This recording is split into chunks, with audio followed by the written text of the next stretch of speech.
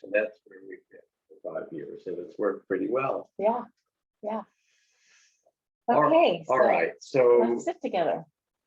let yourself find a way to sit that is settled and steady, where your body is both comfortable and also somewhat alert. Allow your eyes to close gently or lower your gaze, and begin to turn your attention in toward the experiences within your own body and this present moment. Maybe begin by taking a couple of longer, deep breaths. And with each long out breath, releasing whatever wants to be let go of as you start.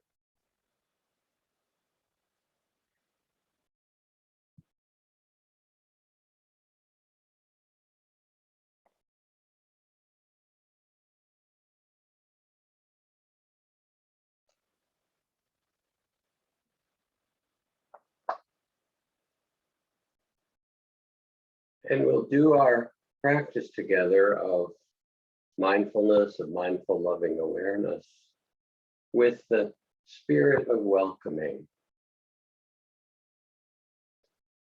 So as you sit halfway between heaven and earth in this remarkable human body, begin to notice, as you often do, we often do in meditation, how the body is breathing itself. And turn your loving attention to the breath with a welcoming spirit. Welcome this in-breath and welcome this out-breath. Welcoming each breath as it comes in, feeding you from the ocean of air.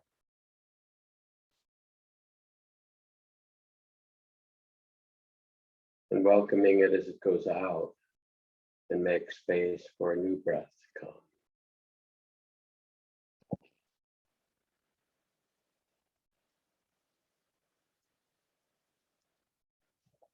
Let there be a relaxed, loving awareness, a witnessing of this life breath.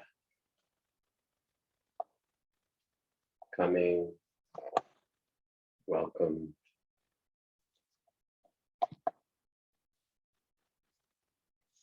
departing and making space, also welcome.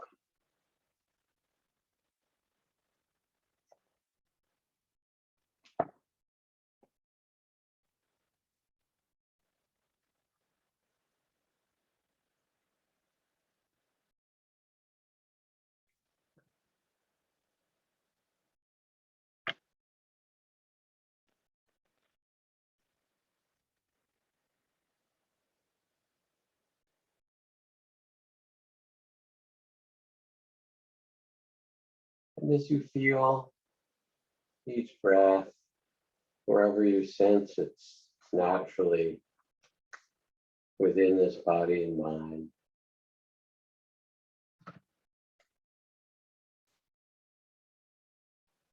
welcoming its waves, arising and passing.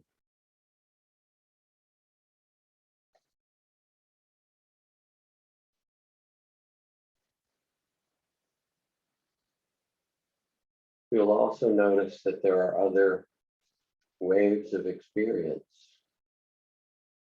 that rise and fall around the breath.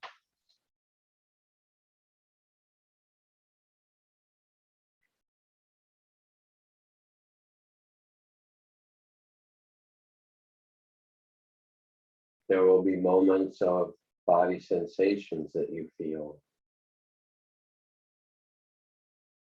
Warmth or tingling, coolness, tightness.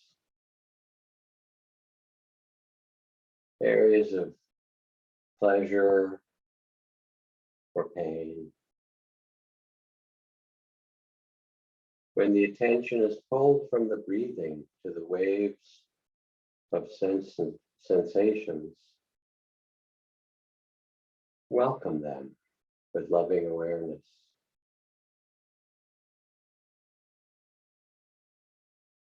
Oh, this is cool. This is cool.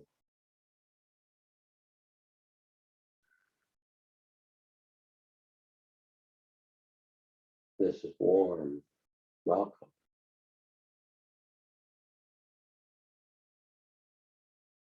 This is uncomfortable. Welcome. This is tingling or hot.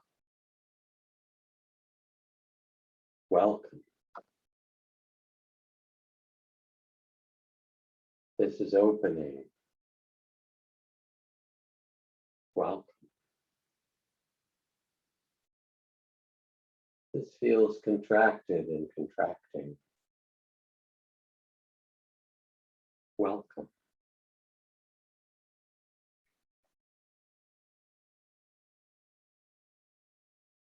All these sensations are the aliveness of this body.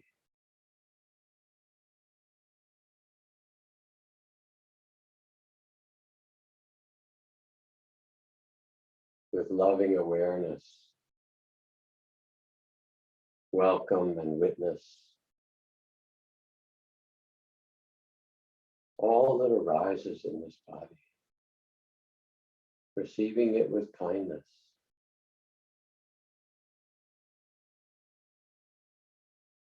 holding it,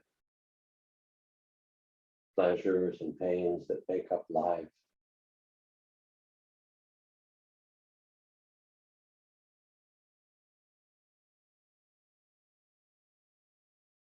And so take some time to welcome the breath or the sensations of body as they arise and pass. And in a bit, we'll welcome feelings and thoughts. But for now, relax and rest in the waves, the ebb and flow of breath, and the rising and passing of tingling and sensations, opening and contracting in the body, the waves of experience. And you are the loving witness, the kind attention.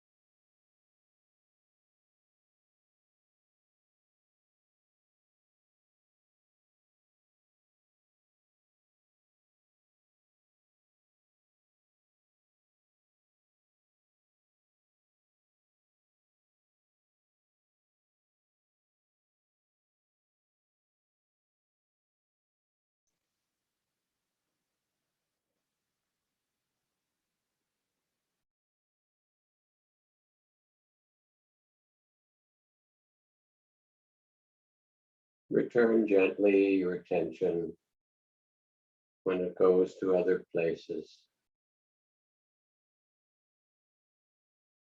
And welcome the next breath, this breath.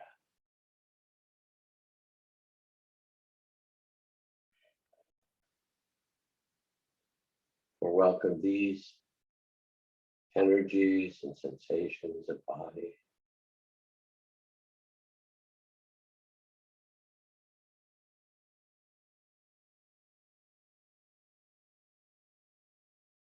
And notice how your body feels being welcomed.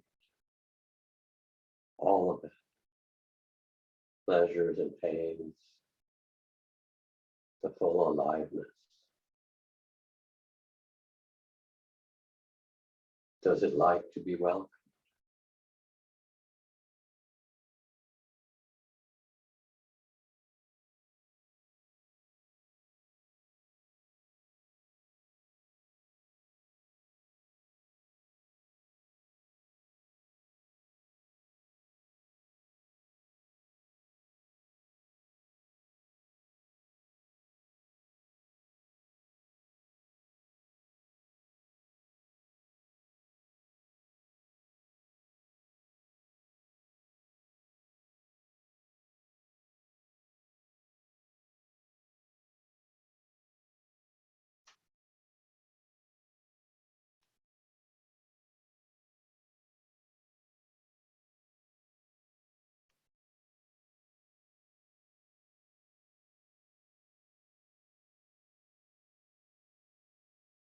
Stay simple.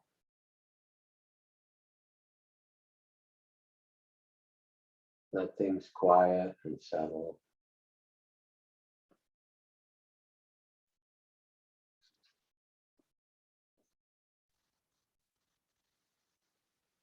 And with loving awareness, mindful loving awareness,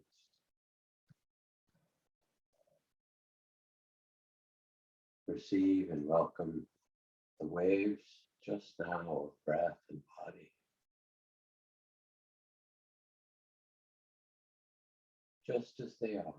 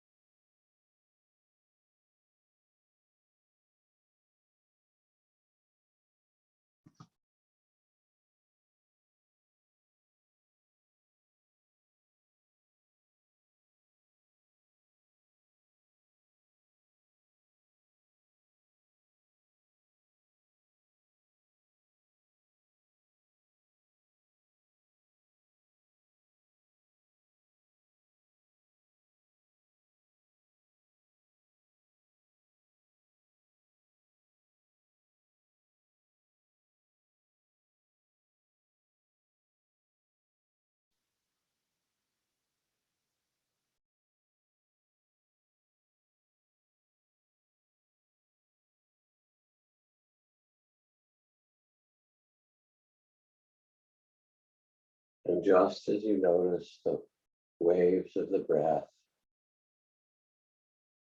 rising and falling, the sensations, breathing in and out, it breathes itself.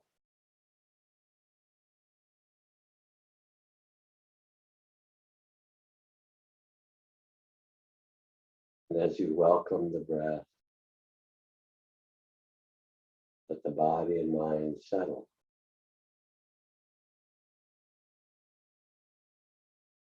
Find ease, well-being,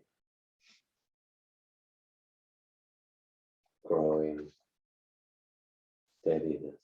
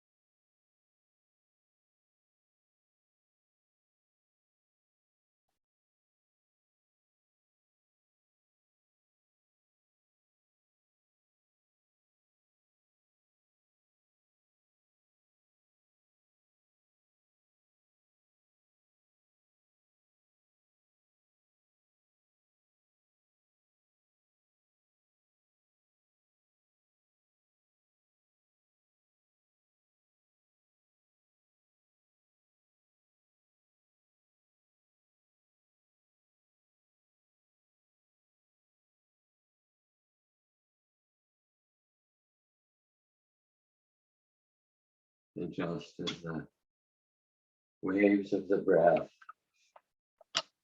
rise and fall on their own,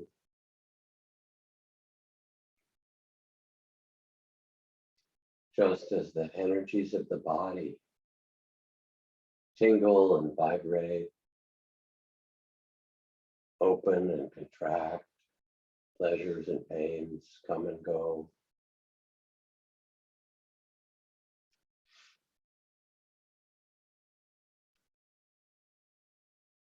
So to notice feelings and thoughts that arise unbidden, just as the breath arises on its own.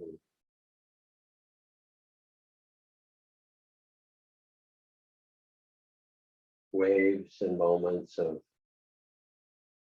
calm or sadness,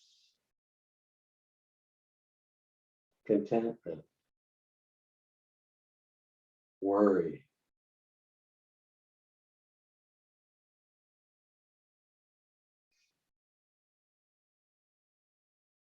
waves of joy and ease,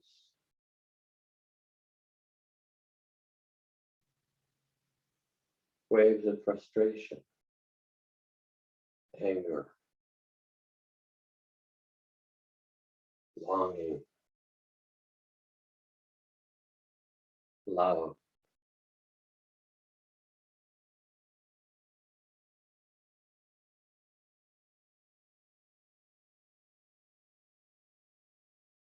And when these become apparent and strong, when they rise around the breath,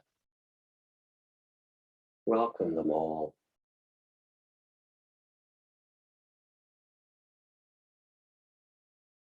The sadness and the joy, each wave as it comes to be felt and passes away after its own time.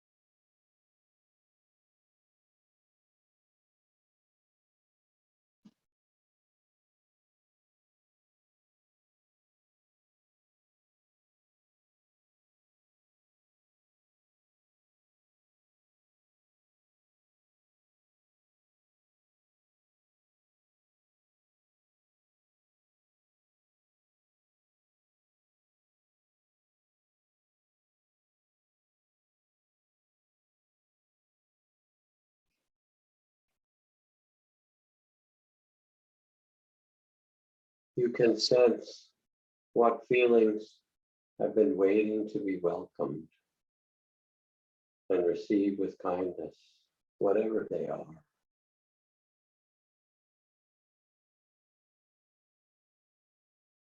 Painful feelings, pleasant ones, every kind, waiting to be welcomed.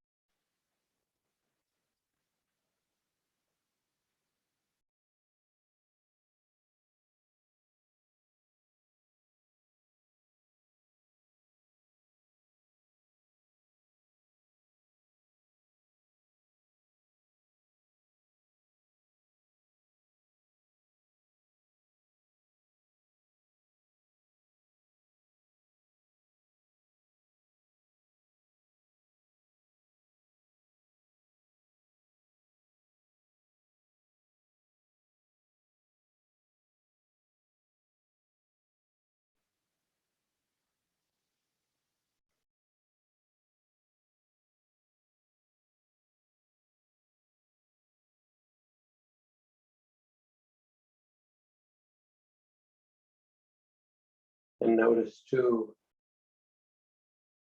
the arising of thoughts the stream, the waves of word thoughts and picture thoughts. Like the breath, they arise on their own. And as you sit quietly, rest in stillness.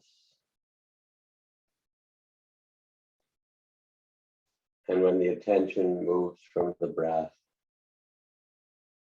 you're pulled to notice the thinking and planning and remembering, imagining, the images, the words, the story. Welcome those thoughts with a bow. Oh yes, thank you. Thank you for this story and image. A happy story, a creative story, a sad story.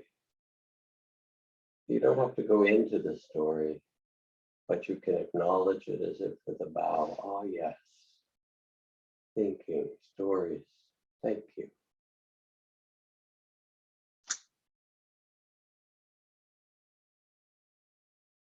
Let it rise and pass, noticed with a kind attention.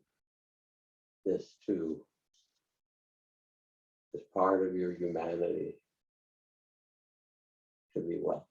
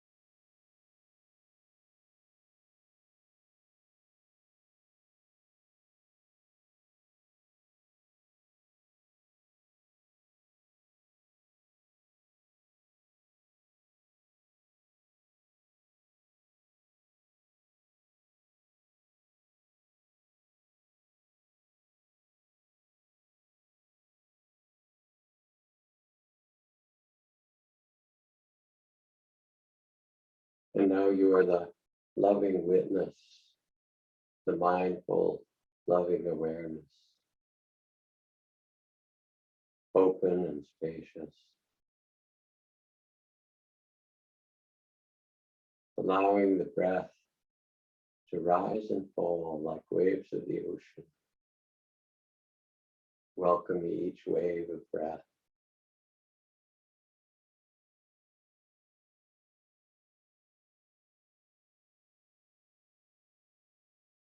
And when the attention is pulled from the breath, welcoming the other visitors, all the sensations of the body that might call to you.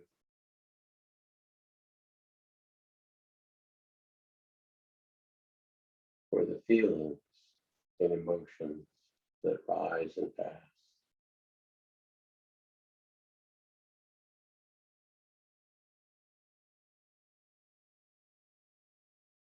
Or the images and thoughts and words. Perceiving what is here and now, what appears, as if with a bow. You can name them gently if it's helpful. Sadness, excitement, planning, remembering, acknowledging this wave and letting it rise and fall And you are the loving witness, the stillness,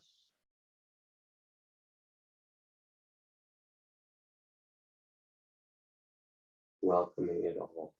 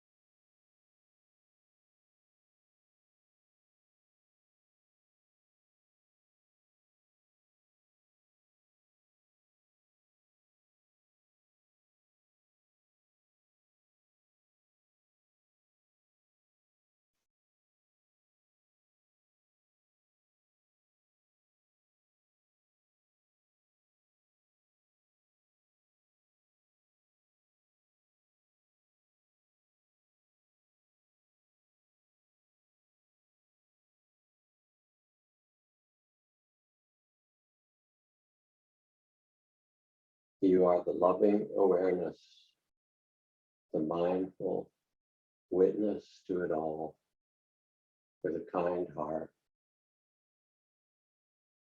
Love it as it comes and love it as it goes. Rest just here in the eternal present.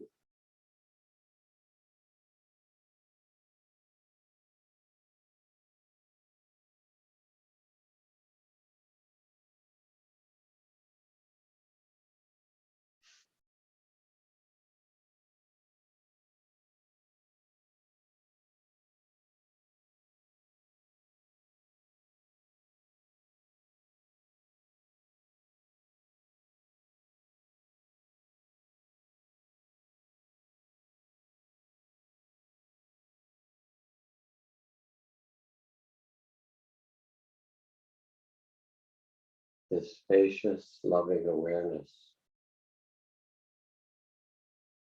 is your home.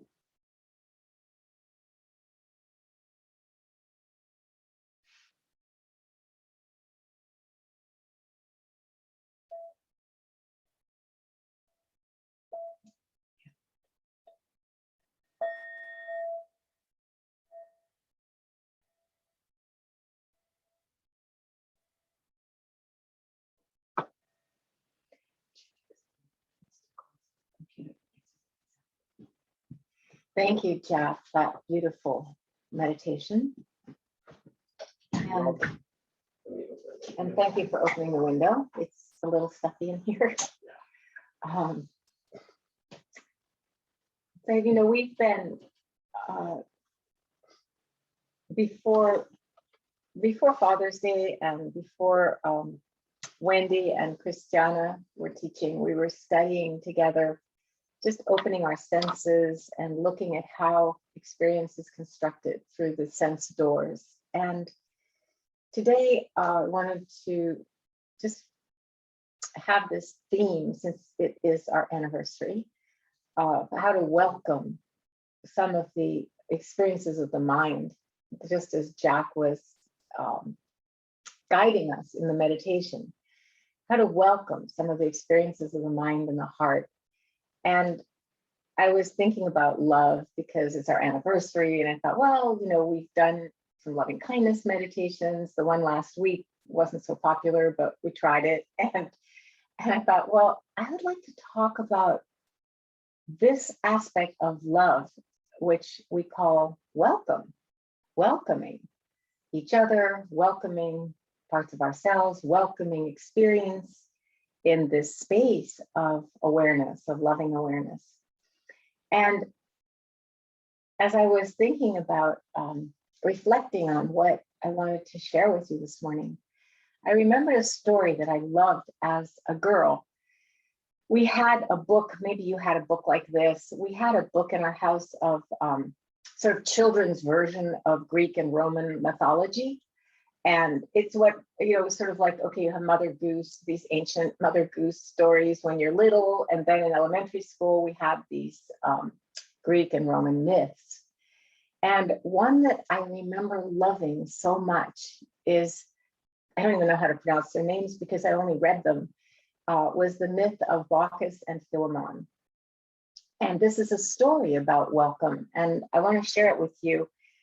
And it's a story about something that was very big theme in the 1st century AD, big theme in Greece, and I think also in the Roman Empire, and actually in most cultures, but especially then, the theme that hospitality is so important, and welcoming strangers with hospitality. And if you've traveled in different parts of the world, you know how hospitable some cultures can be, even though they may not have much, just openly sharing it. And there's also a kind of another theme that strangers in need of hospitality, they could be perhaps gods visiting. You know, you don't know who a person is, you can't tell a book from its cover, that kind of theme. So in this story, the gods, the Roman gods, Jupiter and Mercury, or the Greek gods, Zeus and Hermes, they were traveling, and they were disguised as just kind of very poor, ordinary peasants. And they came to a town in Greece called Tyre, and they were looking for a place to sleep that night. And they were rejected. All the doors were locked against them. Doors were closed and locked. And then they came to this very simple, poor, rustic cottage where Bacchus and Philemon had lived since they were young. And even though they were really poor, they just rolled out the welcome mat. And I want to read you a little bit. This is a story from Ovid's Metamorphoses. I think it's chapter 8. And I want to read you a little bit. The language is very beautiful. I'll just read you a teeny bit of these words. They approached 1,000 homes seeking a place for rest, but one house received them, small indeed, covered with straw and reeds from the marsh.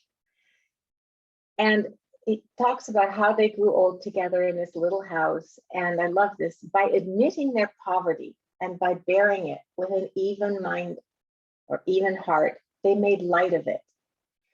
So it said it doesn't matter. You can't ask for, you know, masters and servants or bosses or employees here.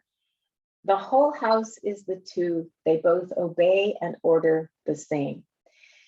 And then Ovid goes into this very detailed, and since I'm learning to write, working on this book, I'm noticing how writers write. This is a great writer. Goes into lots of details about how they have this old couch with sort of rough old blankets, but they invite the guests to sit down, and then how they put together a meal with, you know, a shriveled fig and some old bread, and but they have milk, and even the table, it says, even the table trembled. And so the old woman, she put a pottery shard under the third leg that was uneven so that the table would be steady, and then wiped it with sprigs of mint. Didn't have any sponges. And then it describes the meal in detail. And then something happens during the meal, which is that even though they keep refilling the pitcher of wine that they had, it doesn't empty. And even though they keep offering this thin soup that they have, there's always more in the pot. And suddenly they get terrified. This is magic. This is not ordinary. And they get really scared. And they realize, oh my gosh, these are gods who have visited our house. And they get down on their knees and they're like, oh my gosh, we're so sorry. This is all we had to offer you. Very humble, very sweet. And the gods at that point say, come with us. And they take them up a hill, and it describes how with their walking stick, you know, they get to the hill, and the hill is far away as one pull of an arrow can travel. And they climb up, and then they turn around and look at the town, and the gods just flood the town. They turn the whole town into a swamp, even their little cottage. You can only see the roof, it gets all covered up. And then before their eyes, their cottage gets turned into a beautiful temple. Beautiful temple. And they ask them, you could have whatever you want. What is your wish? And they consult with each other, and they have a conversation. And then they decide they would like to be guardians of the temple. And they really, what they really hope for, they say, we ask to be priests and watch over your temple. And since we have spent harmonious years, let the same hour take us too. Nor may I ever see my wife's tomb, neither may I be buried by her. They want to go at the same time when it comes time for them to die. And their wish is granted. And then the gods turn them into a linden tree and an oak tree, and they stand with their branches intertwined forever. This part makes me cry. They were standing on the steps of the temple, and they were looking out and actually grieving their town and talking about how its downfall. And then Bacchus, the wife, suddenly sees that Philemon is growing leaves, and he sees that she is in leaf. And now, while the top grows over their twin faces, while they still can, they return mutual words and say, farewell, farewell, O companion. And then the bark covers up their mouths.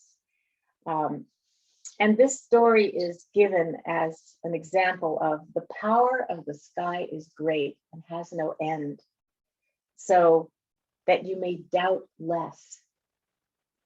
Here is the oak tree, here's the linden tree, here you can go visit them. And then Ovid talks about having actually gone to see the place. And I love this story. I've always loved this story. I love it even more today on our anniversary. I really wouldn't mind being turned into trees and getting to like intertwine our branches forever together. I've been really interested suddenly in this whole question of, anyway, I'm going to talk too much and I have to leave time for Jack. But what I really wanted to say is that I also feel this story is about welcoming, you know, people that don't look good to us, including parts of ourselves that don't look good to us. And it's interesting because when we were babysitting, we had actually our first sleepover at our grandson's house, the 2.5-year-old, last night. And we came home here, I don't know, a little before 10, and Jack had gotten in the mail a copy of Dick Schwartz, who is the absolutely gifted, wonderful psychologist who invented internal family systems, a way of looking at psychology and inquiring and healing through understanding all the parts of ourselves and welcoming all the parts of ourselves, including the parts that we have exiled because we don't like them, or because they are parts of ourselves that are addicted or even self-harming, self-destructive, not just annoying parts, but really difficult parts too. And his new book is called No Bad Parts. And it just arrived today. And I thought, oh, this is perfect, because I do want to just say what Dick is saying is what loving awareness knows so well, which is that, with this spacious, welcoming quality of the heart, there really are no bad parts. And even these parts of ourselves that have been so wounded and maybe so exiled from our awareness, that when we welcome them back, they can bring a lot of energy and gifts that, we could never have anticipated, like the old couple could never have anticipated what happened. And so this is the kind of love that I want to share with you this morning, and to also say I think it's linked to forgiveness, and not forgiving parts of ourselves or forgiving those who have hurt us because it didn't hurt us or because it hasn't harmed us. It has, but because this is how we stop these things from cascading down the generations. We stop with our own hearts. So thank you. Oh, I know I could go on and on, but it's your turn. I love listening to you. I know, I love I listening want to to be in you. that story and, have the gods come and be welcome them and welcome each other. So as we continue this morning on this theme of welcoming, which Trudy said was going to be the focus of her teaching, it really invites you and me to reflect. What is it that's asking for welcome in us, in our bodies, our emotions, our minds, in the people around us, in the world around us? And what is that welcoming spirit like? So I'll tell some more stories, and they're all just to help us get in touch with this capacity to be, as you all know from that famous Ruby poem, to become the guest house that welcomes all the visitors. My daughter Caroline runs a small nonprofit called Oasis Legal Services, and they're especially part of the celebration this month of the Pride Month, because their focus is to get asylum. That's a group of hotshot young lawyers who decided that they want to help the people who are in great difficulty, and they've chosen in particular to get asylum for LGBTQ people whose lives are in danger in other parts of the world and somehow manage to get themselves here. So she's had clients, a gay guy from Uganda who would be stoned to death if he was sent back, transgender woman from Saudi Arabia, if you can imagine.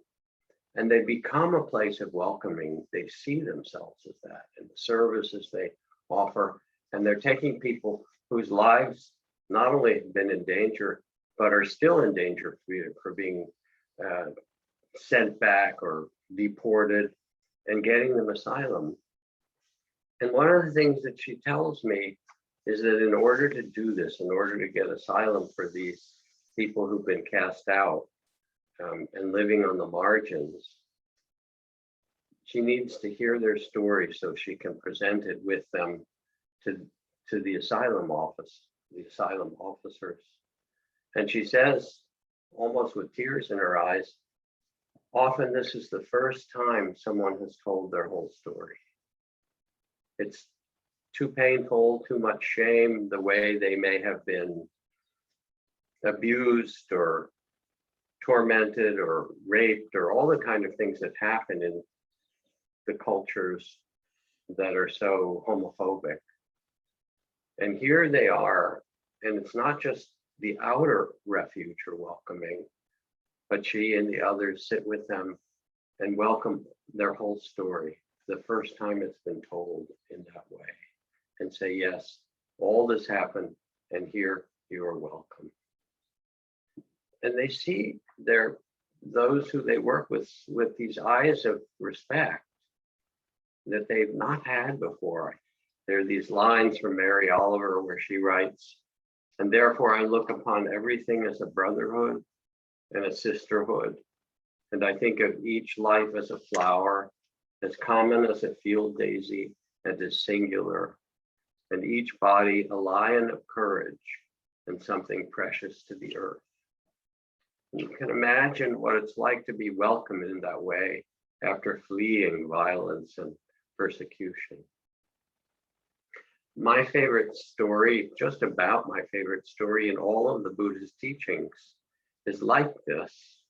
And it speaks about Ananda who was the cousin and attendant to the Buddha, who is said to be one of the most gracious and kind people in the entire community. Everybody loved Ananda because he loved them. And Ananda, as the attendant to the Blessed One, was sent on a mission, and on the way back passed by a well near a village. And the one thing that monks are allowed to ask for, we stand silently with our alms bowls. You don't ask for food or anything else. People may offer it, but the one thing you're allowed to ask for is water. And seeing Pakati, a young untouchable, a young outcast woman, asked her for water to drink. Bacchus said, "O venerable monk, I am too lowly born to give you water to drink. Do not ask any service of me, lest your holiness be contaminated, for I am an outcast." And Ananda replied, "I ask not for caste, but for water, please." And the woman's heart leapt joyfully, and she gave Ananda water to drink. He thanked her and went away, and she followed him at a distance. Having heard he was a disciple of the Buddha, she went to the Blessed One and said, "O Lord, help me live in the place where your disciple Ananda dwells, so that I may see him and minister him, for I've fallen in love with Ananda." And the Blessed One understood the emotions of her heart, and he said, "Pakati, your heart is full of love, but you do not understand your own sentiments. It's not Ananda that you love, but his kindness. Accept then the kindness you've seen him practice toward you, and practice it toward others. Pakati, though you are born what is called outcast and low caste, you will be a model for noble men and noble women. Veer not away from a life of justice and righteousness and respect for all, and you will outshine the royal glory of queens and kings." And I hear this story in the Buddhist texts, which begin, some of them with the phrase, "O nobly born, O you who are the sons and daughters of the awakened ones, remember who you are, remember your fundamental dignity, your beauty, your Buddha nature." And in spite of all the cultural judgments, when you think of Pakati, when I think of her, when I think of all the clients who come to Oasis, they're the outcasts of their society. But we all have at times seen or been part of or been denigrated for our orientation, our ability, our race, the society say, who you are is not right. You should be something different. And we hear it from very young. The Dharma gates, the gates of the freedom of heart, welcome you, and they welcome every part of you. They welcome your history. They welcome your body and heart and mind. And they say, yes, you are the perfect person, O nobly born, to remember your fundamental dignity. And mindful loving awareness, which we practiced just now, is this quality of open-hearted, open-minded welcoming and listening, even to the exiles, the outer ones like Bacchus and the clients at Oasis, but the exiled parts of our shame, our guilt, our anger, our fear, our worries for ourselves or for the world. Do you know why we get angry or afraid or worried? Because we care. Underneath it is because we care. And I remember, being a gawky and geeky teenager whose ears stuck out a lot, and they still do, worried as teenagers do, especially being geeky and not very socially apt. Am I lovable? Will anyone accept me? You remember what it was like to be a teenager. Turns out even the ones who look like they're on top, and the prom queens and kings and whatever, when you really listen underneath and hear that insecurity, will I be accepted? Will who I am and all the parts of me be loved? Is that possible? And the Dharma says, yes, you are accepted. And yes, we need to honor our history. We need to honor the suffering that we've gone through, our personal suffering, which is part of every human life. If you didn't have suffering, you wouldn't be alive. But it's not just the tears that we have. There are two kinds of tears, They're the tears from the suffering of our own life. And there's another kind of tears that are called the tears of the way, the tears of the Dharma. And that's when the heart becomes soft and open and realize that it's not just me who suffered, but there are thousands and thousands of others. All those other teenagers who are insecure, all those other people who've been outcast in their society, all those who've gone through what we have. And then you look around the world, you see climate change and pandemic and the dilemmas. And these aren't the tears of something personal. They're the fact that the heart has opened and become tender and says, this is our life. Can we hold it even when the gods come to visit in our poor home? Can we welcome all of it in some deep way? I love this passage that says, go ahead, light your candles, burn your incense, ring your bells, and call out to the gods. But watch out, because the gods will come, and they will put you on the anvil and fire up the forge and beat you until they turn brass into pure gold. So that when we welcome even our difficulties, as my teacher Ajahn Chah used to say, where have you learned the most about freedom, compassion?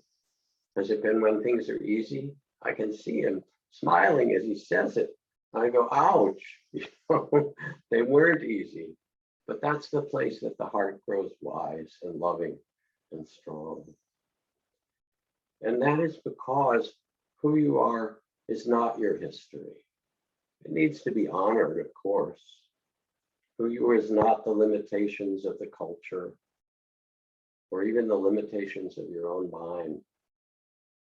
Who you are is consciousness itself that was born into this body,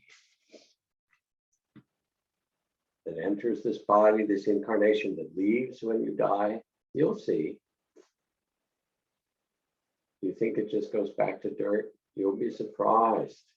Floating out of your body, going into a realm of light. You wait. Will we be together there? Linden tree. to your linden tree. It could happen. And I remember when my father was dying and I was talking about this, and he was so terrified. He was a scientist and materialist, and what happens when you die, Dad? You turn into dirt. And I said, well, maybe, but I talked about all the out of the body experiences I've had in meditation, and people describing their near-death experiences and doing past life regressions and all these wild experiences. And I said, when you die, it's quite possible that you'll have the experience of your body lying here and spirit leaving the body, floating out of your body. You go like, wow, that was quite an incarnation, wasn't it? This sense of reviewing the whole dance of this life. And then that perspective, oh yeah. And there's a light and luminosity, the ocean of love. I talked to him about it for a while. And then I said, you're a scientist, right? He said, yes. I said, well, the thing about science is you have to see what's true. You have to experiment. So you wait and see. It might just not be dirt, And if it happens, remember, I told you so. Who you are is consciousness. You are awareness. You are the wise, loving witness of this life. And you know this.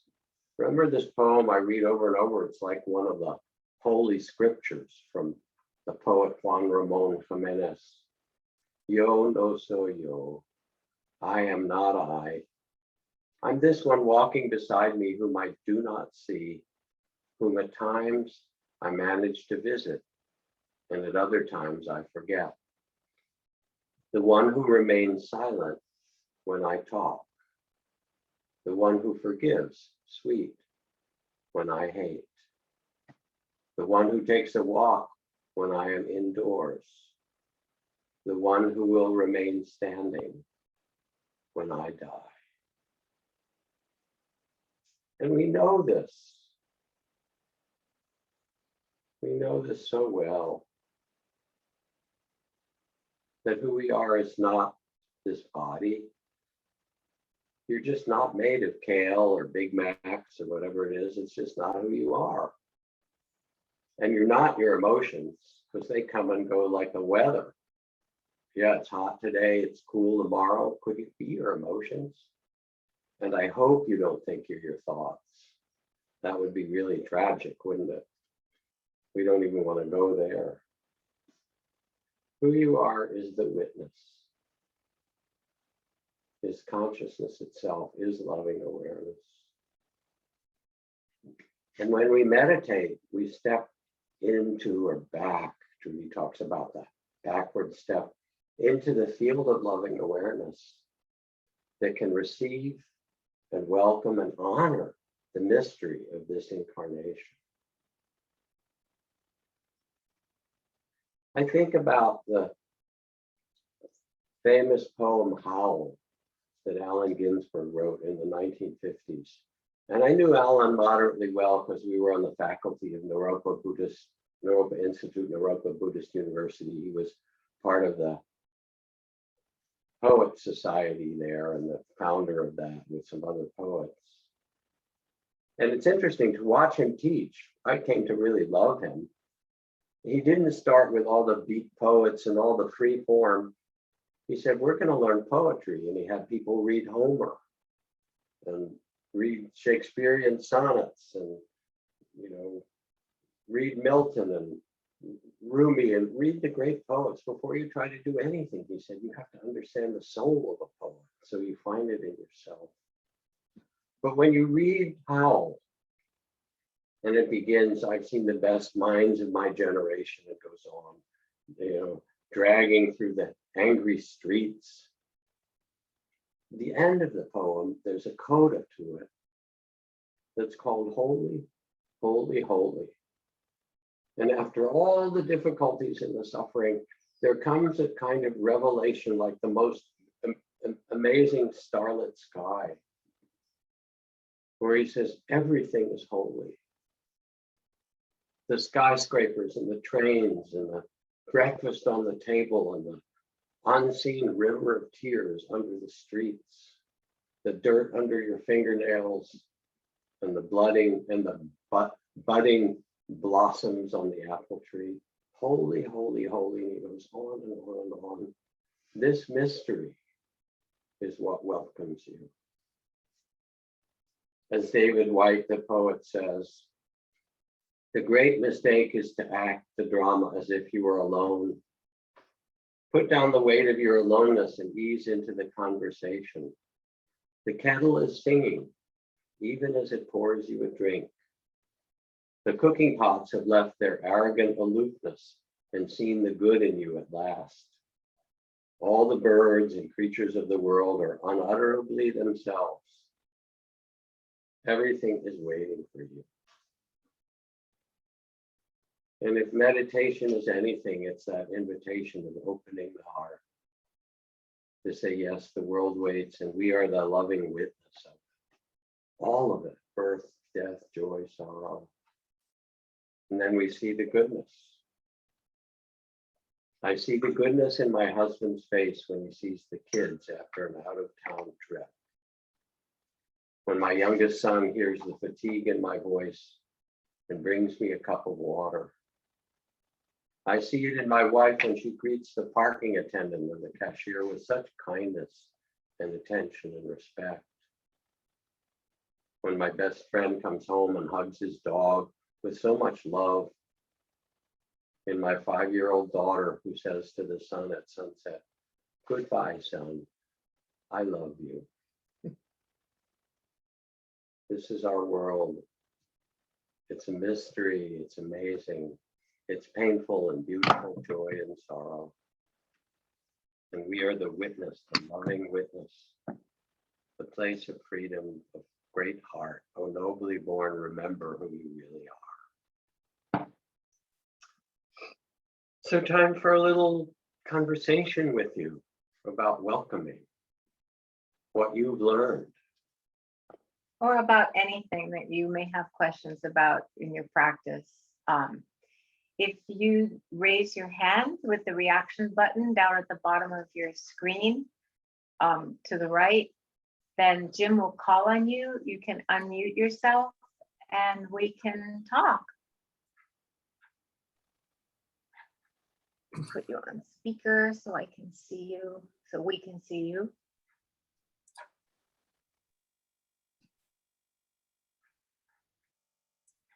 Hi. She's not, doesn't, you have to see if somebody's muted or not. Yeah. Kimmy, can you unmute yourself? Kimmy isn't trying to ask a question, Jack. She's just there. She's not trying to ask a question. I'll put it back on gallery so it doesn't confuse Yeah, I didn't know what you were doing here. I wasn't doing anything. It's just whoever's face pops up. I think everybody's shy after that beautiful talk. Your talk doesn't have to be like Jack's talk. It was so beautiful. And poor Kimmy, we focused on her and she wasn't even asking any question. Actually, we have a Rick Berger. We welcome you. Someone had their hand up. Yeah, Rick Berger. Rick, you could unmute yourself. You're muted. Yeah, sorry, my mic may be down. Yeah, your volume's a little low, so speak up just a bit, huh? Can you hear me now? No, Oh, can't hear you now. I'm sorry. Now, I'm sorry. You're still muted. Wow. No, he's Maybe you have the sound turned off on your device. No, it's very sporadic, this microphone. Sorry. Any better? And we know you're talking to us. Yeah. We can see your lips moving and smiling. Sorry. Thank you. If you want to, you could put your question in the chat. Maybe I'll do that. Then we'll see it. Yeah, Oh, you all can hear him? Yeah. Oh, maybe it's my computer. You know, Yes, I can hear. just needs to get into the preferences and adjust the volume of Come your close to microphone. your microphone and try again, Rick, because other people can hear you. Can you hear me now? Is this better? No. Yeah. My volume is up all the way, you all. Okay. I'll just put it in the chat. Okay. It's okay. Sure. Just put your question in the chat. Sure. Will do. Mark, can you talk so we can see if we can hear people? Can you hear me? Hello, testing 1, 2, 3. Because I was able to The hear. volume's up. You know what? This is may be our problem. Hold on. I don't know what to do besides turn up the volume. That is so weird. We heard Mark earlier. Yeah, we did. Can Yeah, you hear me? turned up all the way. Testing 1, 2. You know what? Let me take away. I think my AirPods have a life of their own. Yeah, that's the problem. Nate. Yeah, now I can hear you. Okay, cool. All right, Rick. Go ahead. Unmute. Yeah, no, you're good. There you go. Okay. Well, I was just curious, given that it's your anniversary, if you both would speak to the notion of how marriage dances with your long-held notions of self versus other. Can you tell us sort of where this question is coming from for you? I think it's coming from the divorced man who felt Okay. that those notions were hard to, that to be engaged with the other was to lose the self, that kind of trap. So. Oh yeah, I had that experience in my last marriage. I really felt like I lost myself in that marriage. And, you know, you can do a sort of spiritual bypass about that, which is what I did. I did lots of intensive retreats and intensive meditation practice where I could just dissolve all the, the bad parts, and yet it really is a good question. You're right, Stephanie. It's a good question. And yet, it's a relationship, and really everything is a relationship. Everything, our relationship to what we hear and see and taste and touch and smell, and I think this feeling of welcome, being able to welcome all of who somebody is, like I often feel Jack knows every single thing about me, right? I don't really have any secrets. After 10 years, you kind of know who somebody is, except for maybe the deepest mystery of being altogether. And he still loves me, even so. And I would say the same about Jack. I mean, maybe he has some secrets, but they're really well hidden if he does. And I've actually gotten pretty good at ferreting out secrets after my last marriage. So I feel like, I can love all of who he is, I can welcome all of who he is, even if I don't exactly love every single bit. And I'm sure Jack feels the same way. It's like not having to necessarily love, but not feeling so much aversion that we fight or recoil from each other, if that makes sense. Do you want to say anything else? It's a great question. Yeah, would you say anything more, Rick, about, Trudy and I both have been divorced. What else is there in your question? I'm just trying to understand that. You know how not to lose yourself. Can you still hear me? Yep. A long-held general, I guess, lack of understanding when the practice seems to allude to the fact that the notion of self and other is perhaps something we should dispose of right there, those terms, or whether, whether that we continue to embrace them, and whether marriage challenges that or enhances that notion of there being no separation. That sort of generality. I won't say much more because Trudy spoke to it, but thank you for that. When you raise those kind of questions, and you might find them raised in Zen and a koan, is there self or not self? And in fact, the answer is yes. That in one dimension, we exist separate from one another, and we need to respect that distance. And if we don't, and we just try to merge, that's unhealthy. On the other hand, if we don't, we also need to respect the fact that we are connected in this web of life. So we need to both honor separateness and oneness. And those are two dimensions. And if they get out of balance, which is really what happened in a number of our marriages, different ways we gave up ourselves too much or whatever it is, when those are out of balance, then there's suffering. But if we can hold the two and say, yes, I'm true to myself, and also you and I are connected in this deep way of love, then it becomes healthy. Just like in compassion, we sometimes become very compassionate, but we leave out one person, which is ourselves. Is this compassionate for us as well as those others? And then it becomes codependence instead of care for everyone. Thank you for that question. Oh, well, thank you. Thank you. Yeah, and I think, what Stephanie put in the chat is really the heart of it, which is the branches of the trees are intertwined, they connect, but they're also separate beings, right? And I know that there are times you can just completely lose yourself, whether it's making love or whatever, really into a kind of oneness that isn't unhealthy. But as my first teacher used to say, not one, but two. And if you were attached to two-ness, it would be not two, only one, and that, I don't know, that's a delicate dance, I think, for every couple and every relationship. How do you take some time to yourself and regroup when you feel like you've sort of gotten too lost in the couple part, and how do you reconnect if you're both sort of on your own track and not really interacting that much? This is the dance of relationship, right? Yeah, thank you. Thank you. Thank you both.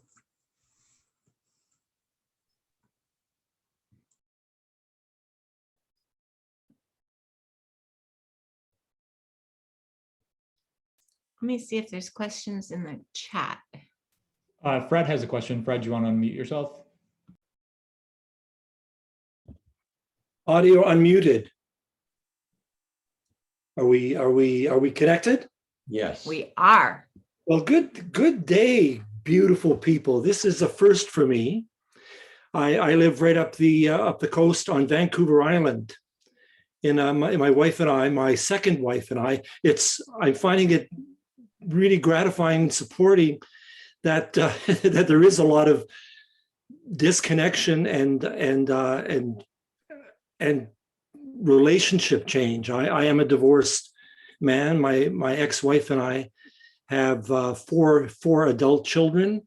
We were married for 30 years, and we, because of my career and just the way things went, we separated. We parted about 10 years ago plus, and my now wife is an MBSR instructor, and she has a long-term practice, which I am learning to follow. So I am doing daily meditation and I'm learning that meditation is not how long you sit, but just that you take that focus, that you take that moment, 5 minutes, 10 minutes, half an hour, whatever it is. For me, learning how to do that and welcoming that experience into my life. I love that today is about welcoming, because that's feeling very very positive and accurate. But I am so gratified to see so many people at this moment who are essentially on the same page of discovery, of trying to figure out where this absolutely insane world is going. And I am being gratified knowing that we are all trying to find this path and find the I'm starting to babble. I'm feeling the excitement catching me a little bit. But all I wanted to say is I thank you very much, Jack and Trudy, for guiding this time, and I send a welcome and thanks to the rest of you who are all here and in our shared struggle of discovery. Thank you all. Thank you, Fred. Happy you're meditating now. Indeed. Thank you. Beautiful.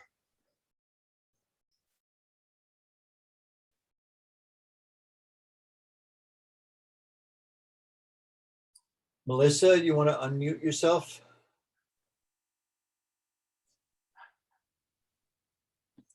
Melissa? Yeah, unmute yourself. Oh, there you are. Okay, can you hear me? Yeah. I'm just thinking about welcoming, and even welcoming the suffering puts us on a journey.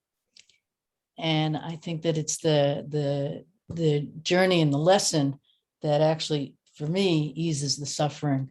I just wanted to share that.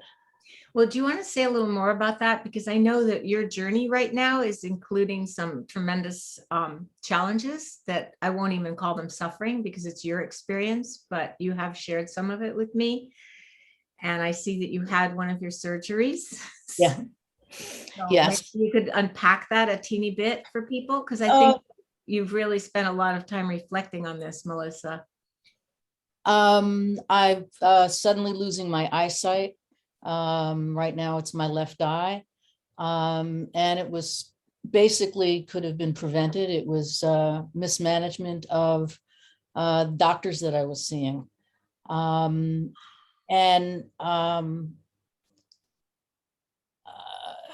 Spending a lot of time meditating, feeling my anger and my resentment, getting to a place where I've been able to release that, has put me on a journey of trying to figure out how to help people see.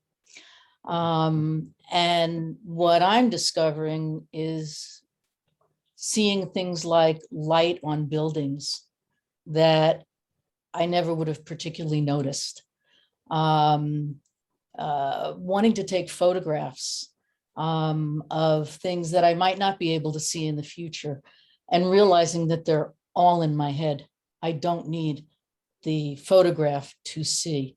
And I feel like I'm on a new journey of learning how I've been looking, but I haven't been seeing. And suddenly I feel like I'm beginning to see much more in the world of nature, on all the beauty that's here. Thank you. Hmm. Thank you. Yeah, Yeah. very moving. And I actually hear the line from Amazing Grace, was blind, but now I see, that there's something about, it's not just the seeing, but, or the line, maybe it's from E. Cummings, now the eyes of my eyes are opened, seeing in some new way. Thank you. And I also know that you are using this challenge to, when you say help people see, I just want to let people know that you're really working literally to help people see, working with people who create lenses, working with people. I can't remember all the examples you told me when we talked, but I was astonished. And I just want everyone to know that Melissa is reaching out with her technological creativity to literally find ways to help people who've lost their vision to see. Thank you for that. And I guess I want to just remind everybody too that today we will not be having the breakout groups. And I just thank you again, Jim, for subbing for Kathy. And next week there'll be great breakout groups, breakout groups again. And also, I don't know if you have any announcements, Jim or Mark, that you wanted to say. I want to thank, I know some of you here have donated to our spring campaign. As part of reopening, InsightLA is actively inviting, welcoming your support in the form of any kind of support you can give, but especially financial support. And so I want to thank those of you who have given, and also to see if either of you have anything that you would like to announce before we do our closing. Sure. Thanks, everybody. Thank you, Jack and Trudy. Happy anniversary. Yeah, I put a few events that are coming up. Mark is our executive director, by the way. Hello. We have an event tomorrow with Trudy and a new facilitator that just finished our facilitator program, Amanda Gilbert. And then we have a bunch of in-person things that we're beginning to do. We have our first residential retreat at the Big Bear Retreat Center. That is going to be in October. And then Trudy is doing a day-long in person at First Presbyterian Church, which is on August 7th. So just wanted to let people know about those things. And I put links in the chat for them. So thank you. Thank you. Thank you. So let's just sit for a moment together. Thank you.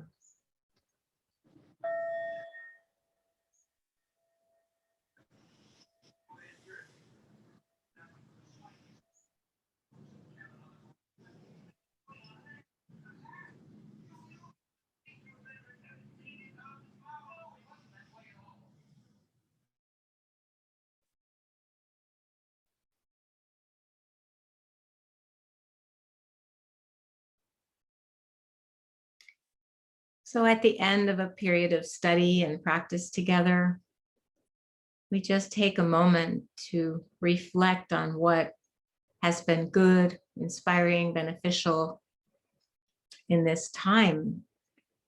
And then with an act of the imagination, an act of our hearts, we offer the goodness of our practice together to all beings everywhere, without exception.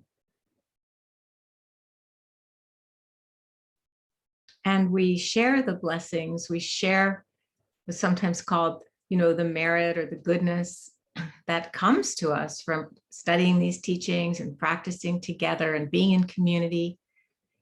And we share them by just imagining that from our hearts ripple out to the rest of the world our well wishes, our prayers, our blessings. May all beings feel welcome in this life. May all beings feel a sense of belonging to a community, to a family, to each other. May we and all beings grow in our capacity to welcome each other and all the parts of who we are in loving awareness.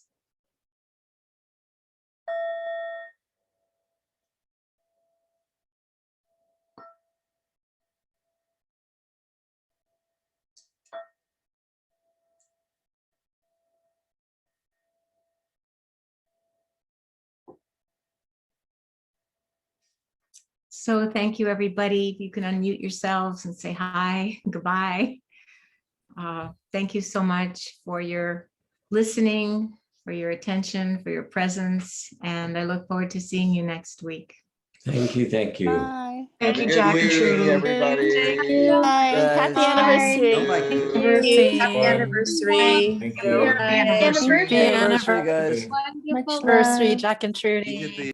Thank you. Thank Thank you. you. Thank You guys are the best. Love. Happy Thank you. anniversary. Spending it with us. Love you both very much. That's what I'm Yeah. saying. That's the Love. blurred background. Love, Oh, Katie's back. Hi. Hi there, Trudy. Missed you. How was your retreat? Just tell Hi, me Fred. quickly. Hi, Fred. You're muted, Katie. We want to just hear, we'll hear from you next week, but you're muted right now. It was beyond an answer to prayer, and Jocelyn was there, and Spring, like you said, was so skillful. So actually my prayers were answered more than I even thought. So Fantastic. so good to Fantastic. see you. Good for you. Happy, welcome back. Thank you. Love you both. Okay, love you too. Thank you all. Bye. Bye. Thank you. Okay. Bye. Thank you.